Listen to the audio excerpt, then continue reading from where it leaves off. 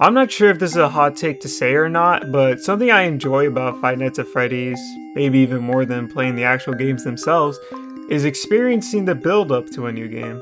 There's just something so special about when a new teaser dropped and everyone would make videos on it, deciphering every pixel on that screen to try to predict what was to come. And today, I wanted to look back and see which games had really good marketing that got people excited for the game, and which ones kinda missed the mark. Now, I thought it could even be fun to give them a score based on how good their marketing was for the game up to the release. The way I'll be doing this and overall discussing the marketing is by talking about three aspects of what makes good marketing, in my opinion. The first being the amount of marketing pieces we get for a game. Now, it's important to note that while each of these sections are important, they aren't good on their own. And I feel like the FNaF 2 movie is a good example of this. And since we're only discussing the mainline games in this video, I feel like it's okay to talk about really quickly. So up to the release of the FNaF 2 movie, we got a lot of looks at the movie through trailers and various clips circulating at the time, which, based on my metric, is a good thing. However, due to the movie only being an hour and 44 minutes long, if you watched every trailer and every clip before seeing the movie, you already watched the movie before walking to the theater. And I know for me personally, that negatively affected my viewing experience of the movie. Long story short, even though there was a lot of marketing for this movie, I feel like it didn't benefit the movie in any way. So getting back to the metrics, for amount, I'll be judging it on a scale of 1 to 5, 1 being that we got maybe one teaser for the game, and 5 being multiple teasers and trailers. Moving on to the second metric, I'll be using interactability. I'm so sure many of you know, the Scott Games teasers were always more than what meets the eye. Whether it was brightening an image or reading the source code, FNaF teasers were at their best when there was more to it that we needed to find. So on a scale of 1 to 5, 1 being the marketing is simply just a video or image with nothing else to it, and 5 being multiple secrets that you needed to go out of your way to find, this is a pretty important and staple part of FNaF's marketing. And last, we have arguably the most important part in any kind of marketing for anything, hype. Simply, does the marketing for your product that you're putting out there get people excited or interested in your product? I feel like, especially with the trailers, the most important thing when coming up with these teasers is making them to excite people about the new animatronics or what the new story is going to be, the setting of the game. No matter what it is, simply does it give off hype. On a scale of 1 to 5, 1 being I couldn't care less about the game, and 5 being that I'm literally counting down the days to release, this is what makes or breaks good marketing. These are the three metrics that I'll be using to talk about all of FNaF's marketing going forward. But so that we aren't here forever, I'm only going to be covering the 7 mainline Scott games today, and then do the Steelwool games in a future video. So without further delay, let's get into it, starting with Five Nights at Freddy's 1.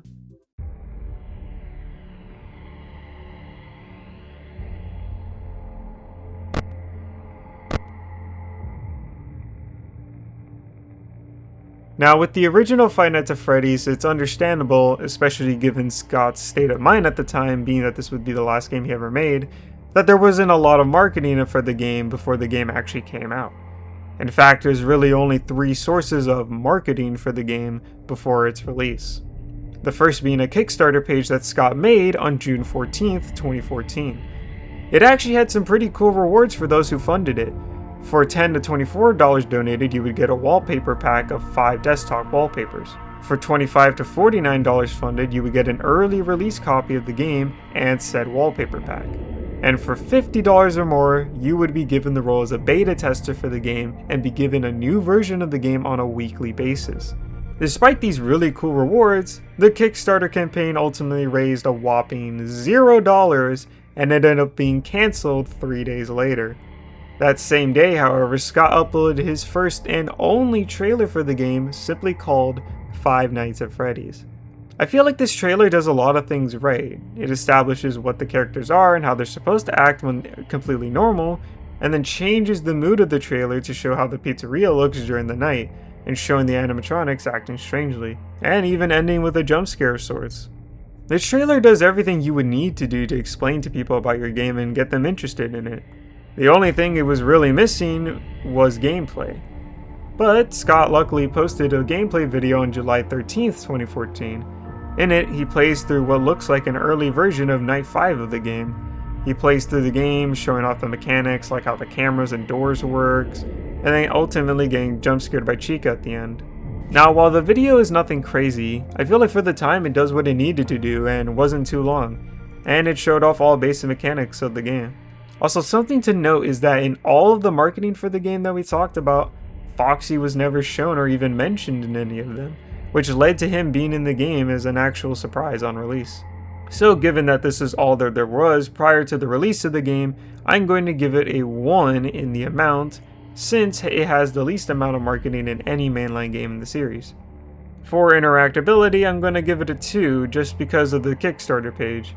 While it didn't raise any money, it was still there and had some pretty cool perks if someone had given the money to the page.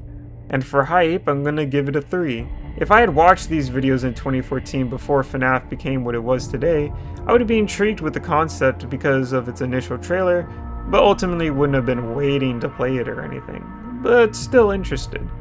But let's just say Scott would definitely improve on his teasers going forward with the sequel, Five Nights at Freddy's 2.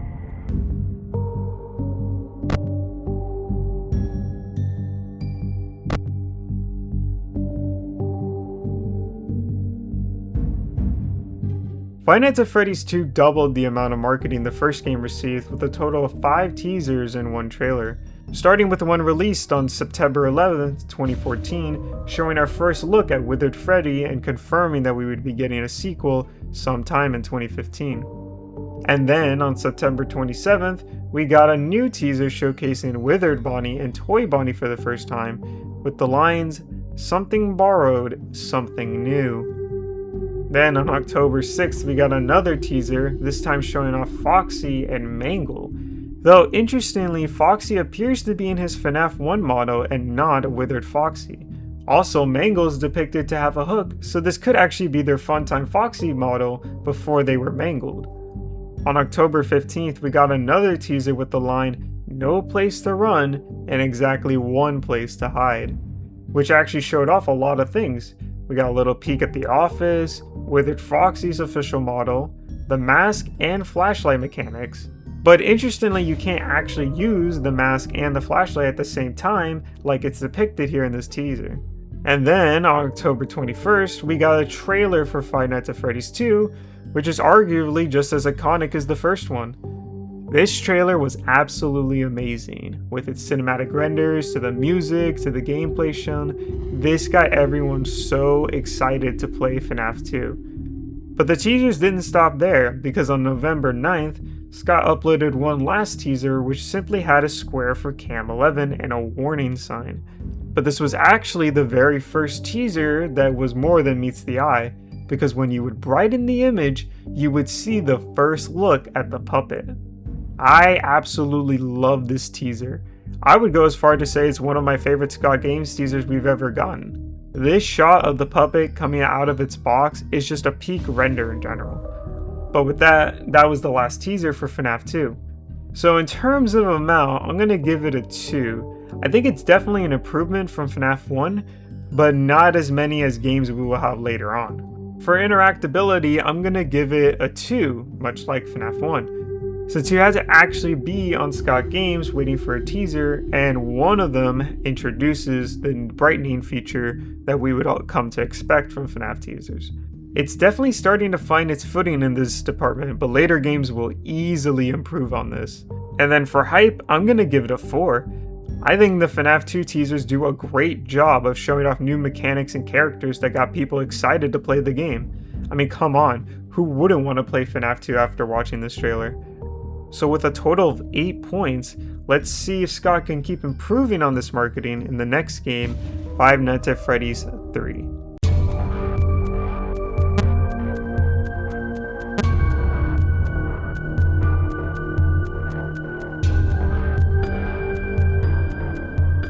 Before the release of FNaF 3, we had 8 teasers, 1 trailer, and a troll game actually. So let's get into it. On November 13th, 2014, the day after FNaF 2 released, Scott Games was updated to simply show a screen that said offline. People went crazy thinking we weren't going to get a third game and that FNaF was actually just over, until you brighten the image to see at the bottom left corner the text "until next time." And then a month later the image was updated again, even though it looked the same. You just had to brighten the image and you would see a 3 at the bottom right, which confirmed that we were getting a FNaF 3 after all. And we actually got our first hidden message in the source code that read, "Five Nights at Freddy's, 30 years later, only one." On January 2nd, we got a teaser with our first look at what would be Springtrap with the text, "I am still here," and the hidden source code message simply saying, "I remain." 12 days later, on January 12th, we got another teaser showing the number 3 above a box containing the empty shells of the toy animatronics. Not only is this a really cool teaser, but once again, you can brighten the image to see Springtrap lurking in the shadows behind.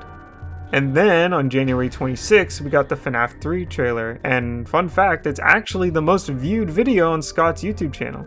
In it, we get a lot of cool cinematics of what we would learn is the Fazbear Frights location, and an even better look at Springtrap. However, we didn't really get any gameplay footage in this trailer. We got a quick look at the office during the gameplay, followed by Springtrap's jump scare, but nothing else. The same day the trailer dropped, Scott uploaded a new teaser with the text simply saying, "He always does," in purple text. Fans started speculating that this could be referencing to the purple guy seen in FNaF 2. A couple of days later, we got our first look at the map for FNaF 3, and you guessed it, you could brighten the image and you would see what looked to be vents connecting to all the different rooms in the location. And in the source code, it read Cam 15, which at the time was the most amount of cameras we've gotten in a FNaF game. Scott also posted on Steam that he got hacked and put a link to the demo for FNaF 3, which turned out to be the first of many troll games that Scott made. It was just a reskin of one of his older games and not actually the FNaF 3 demo, though we did get a cool look at the FNaF 3 menu. On March 1st, we got a new teaser showing Phantom Balloon Boy showing the text, "Guess Who?" And if you brighten the image, you could see the number 10. Now, it was unclear what this meant at the time, if it was going to be a countdown to the game releases or not, but ultimately it didn't really mean anything. Also, this is the last source code message we got for FNaF 3, with it just saying "Fear." Then, on March 2nd, we got our last teaser showing Phantom Foxy and Chica with the text, "It's all in your mind." Didn't end it off with a banger like FNaF 2, but overall, FNaF 3 had some pretty good marketing to it. So in terms of amount, I'm going to be giving it a 3 because it improves on FNaF 2 by a lot, but it's still nowhere near the amount that would earn a 5 in the series. However, at the time, it was a crazy amount when you really think about it. For interactability, I'm going to give it a 3. Most of the FNaF 3 teasers had secrets either by brightening the image or in the source code, and we got a troll game to play. And for hype, I'm going to give it another 3. The trailer and a couple teasers was pretty cool, don't get me wrong, but I just don't think there was enough hype for me personally, especially ending it off with the Phantom teasers. Like, why are these two the last ones we're getting before the game comes out? If Scott has switched the order of some of these teasers, ending it with like "He always comes back" or the box, I think would have transitioned better to the release of the game than what we got. Or he could have just released the trailer last too. Either way, in total, that leaves us with a 9 for FNaF 3, which is pretty good seeing as the max is 15. And I actually have a special guest here to help me talk about FNaF 4.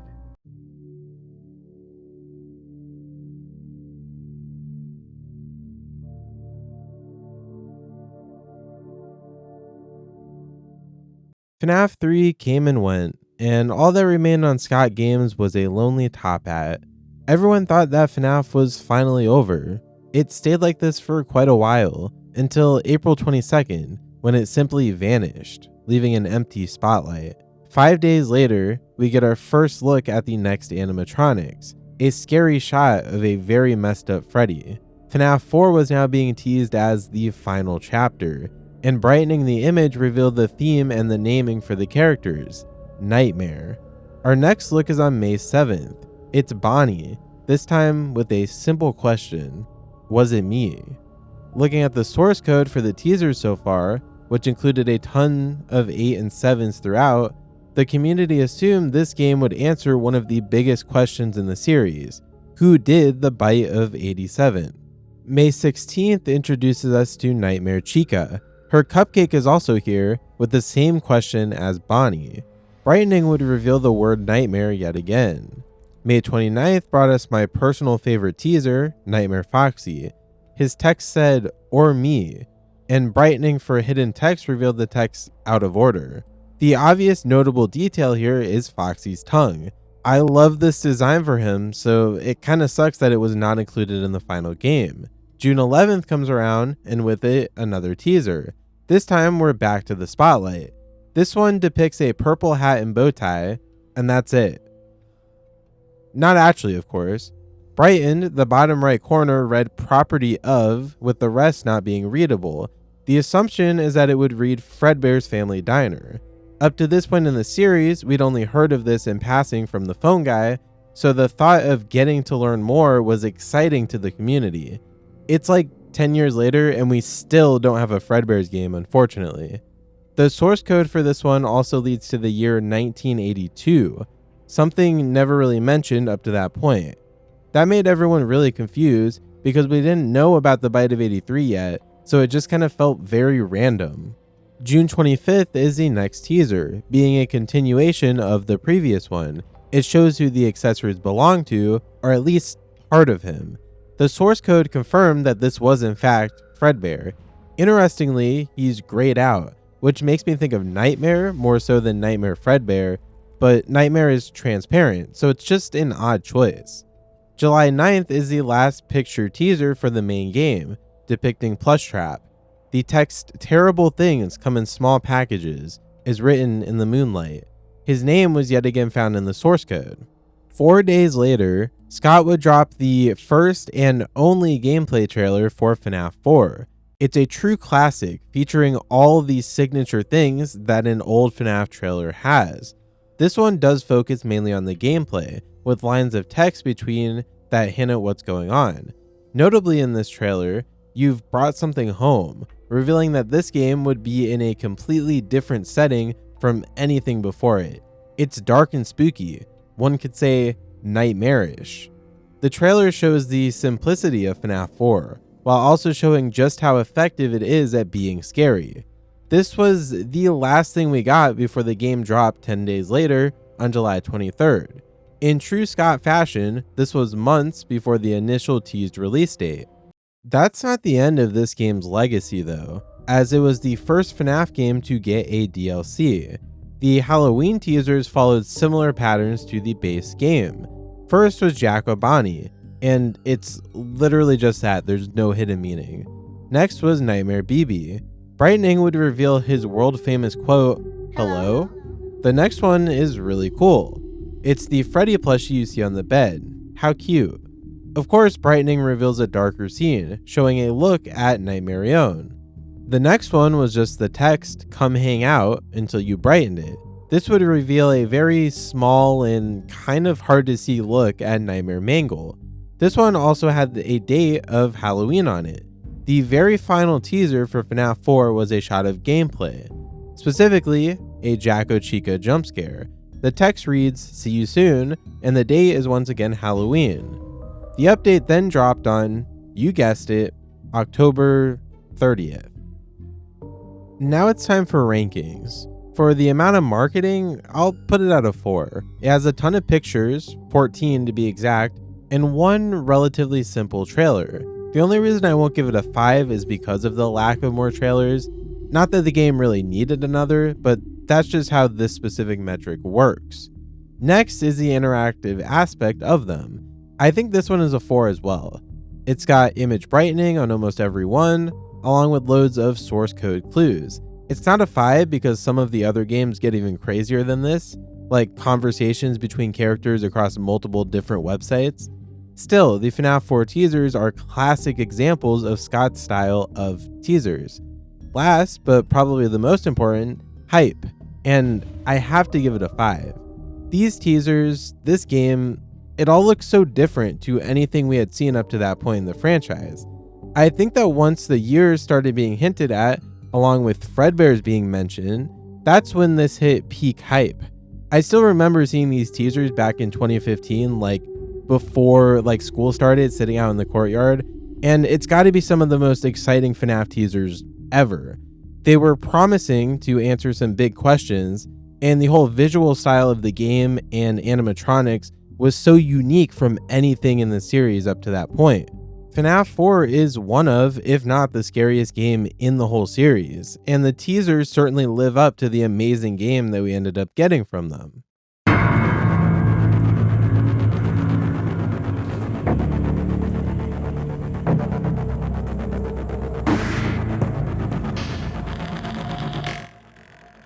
On February 18th, 2016, Scott Games was updated to show a picture with just some lines there.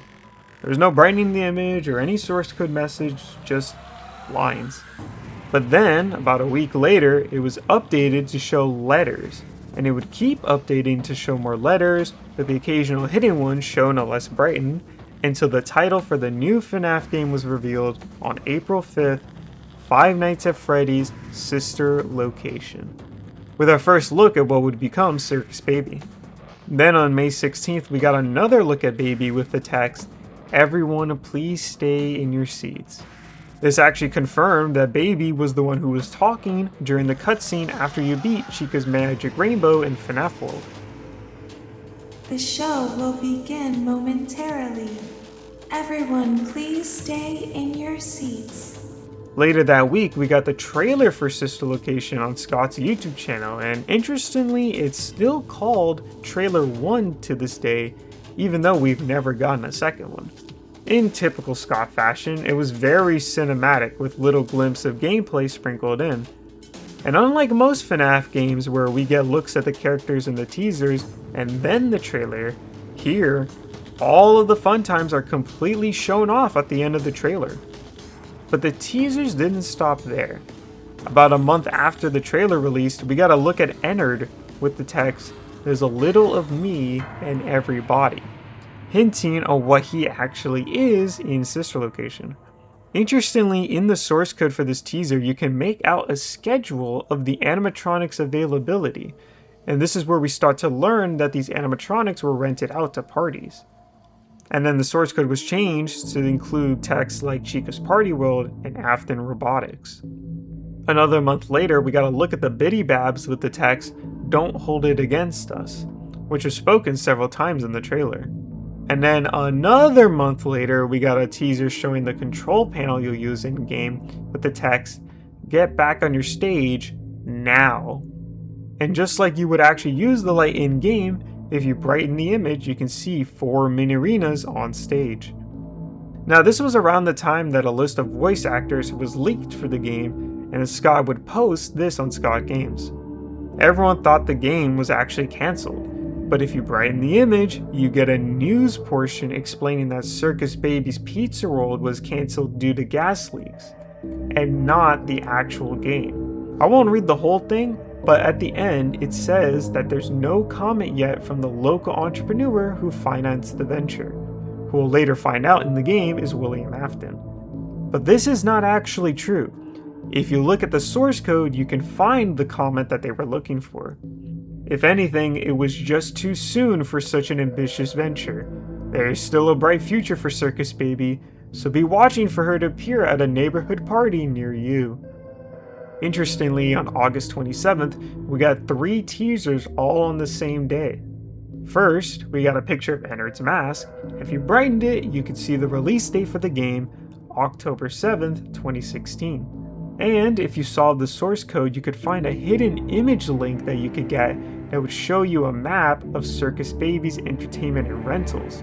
And if you brightened that image, you would see 2 hidden rooms. One that would later become the scooping room, and one that was the private room. And then the teaser was later updated to show the release date without the need of brightening the image. And then, the Ennard mask was just gone.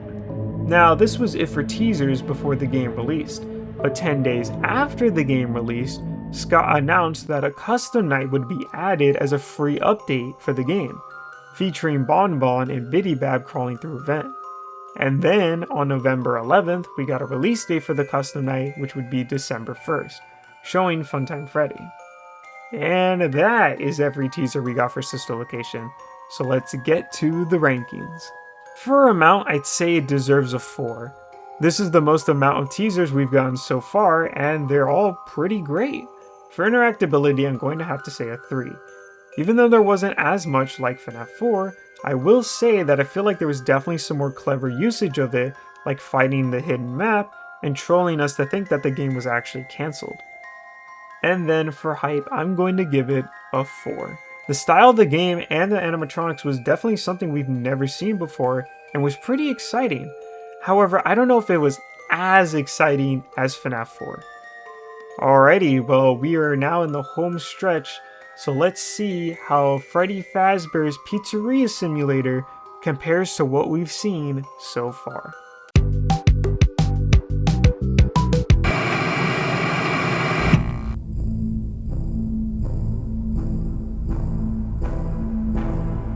Now, this is a very interesting game when it comes to marketing, but I'll get into that more later. First, let's get into the few teasers we got for this game. On June 11th, 2017, we got a teaser featuring a pair of green animatronic eyes. It looked like Circus Baby, sure, but not quite the same. It's important to note, however, that right before this teaser, the source code of FNAF World and Scott Games were talking to each other. This is where we got a conversation of Circus Baby getting ejected from Ennard. On August 8th, a couple months later, we got some behind the scene images of the FNAF models. However, if you look more closely at them, you can see Afton's claw hand in the Springtrap picture, Molten Freddy's wires in the Funtime Freddy picture, and Scrap Baby's hair in the Circus Baby one. At the time, it was really hard to know what they were supposed to be, and no one really knew what to make of them. Now, I'm not sure if I should include this for the game's marketing since it doesn't really show anything, but we did get pictures of a Freddy plushie with no hidden source code messages and some thin white lines that would appear if you brighten the image over time. Still not sure what this means to this day though. On August 18th, we got a teaser showing what appeared to be Cake Freddy from the Take Cake minigame in FNAF 2. And then 2 days later, the image was updated to show Freddy taking cake to the same children from that minigame. Was Scott trying to say that that minigame would be important to this game? Also, in the source code of this image, we got a text that says, "What is paragraph 4?" which we know is the reason you salvage the animatronics in the game. On November 8th, it changed again to Cake Freddy now juggling pizzas. Nothing else really noteworthy there, but around this time, the eyes of Scrap Baby had now closed. On December 1st, we got the announcement of the game Freddy Fazbear Pizzeria Simulator, which Scott had claimed in a Steam post prior was a fun little game for the holidays. On December 3rd, we started getting a countdown for the game until it released the next day, because of course it did. But for those who don't know, this wasn't just a fun little game, it was actually FNAF 6. So this is what I meant earlier where I said it's interesting to talk about this game's marketing. Because of this Ultimate Scott twist, I'm not actually going to give it a score, because it simultaneously had the best and the worst marketing in the series.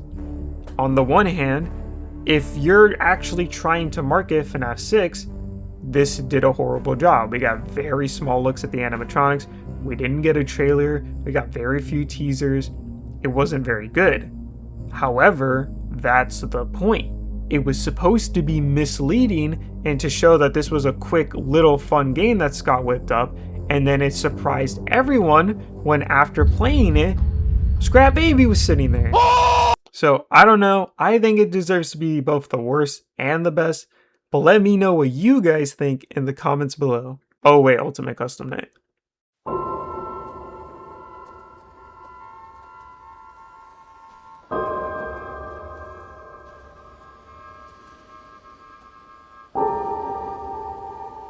So with Ultimate Custom Night, we got a bunch of updates rather than actual teasers, I'd say. And by a bunch, I mean 69 different images updated on Scott Games. So to save you time and my sanity, I'm not going to go over each and every single teaser and rather just summarize them in groups. So the first wave of teasers were the reveal of what animatronics would be in this game. Some things to note of were that it was originally going to be 40 characters instead of 50. Also, there were some characters here that were either cut or merged with others to make the final roster. On the first one, we can see that the Freddles were actually separate from Nightmare Freddy at the time, and that Adventure Endo 01 was planned to be a character. In the next image, we can see that Trash and the gang were going to be their own separate characters instead of being one, and Candy Cadet was going to be a character before later being just added as background in the office. And then more and more characters got added before we got the final 50-20 roster that we all know so well. Then we got a teaser saying that Scott was working on the office for the game before revealing said office. This office was very fitting for the game, seeing as it had an element from every office before it. Then we got a bunch of teasers showing the programming character percents, and it would keep updating until obviously it got to 100%. And then the final wave of teasers were the secret animatronics, and they were added in the following order: Dee Dee, RWQFS FAXE, Plush Trap, Nightmare Chica, Bonnet, the Minirenas, Lolbit, and lastly, Fredbear, all by himself. So with that, this was the last teaser we got for Scott's mainline games. Now to the ranking. For amount, I really hesitate to do this, especially since we could barely even call them teasers, but according to the rules that I made up, I have to give it a 5 here. I mean, no game in the entire series could even dream of getting 69 teasers for their game. For interactability, I'm going to give it a 2. Because even though you could go on Scott Games' website and keep getting updated, there wasn't a single one of them that you could brighten or find hidden source code for at all. And then finally, for hype, I'm gonna say a 3. Just because, the teasers were nothing crazy, and the fact that the game was just gonna be a custom night, I can see myself not exactly counting down the days for a game like this. But the fact that it was almost a celebration of FNaF in a way, with characters from every game in the series, does give it some points here. And with that is my analysis and ranking of every Scott mainline FNaF game's marketing. I hope you guys enjoyed this little trip down memory lanes of sorts. In the next video, I'll be covering the Steelwool game's marketing and seeing how it has changed from the kind of marketing we used to get. But until then, make sure to like, comment, and subscribe, and as always,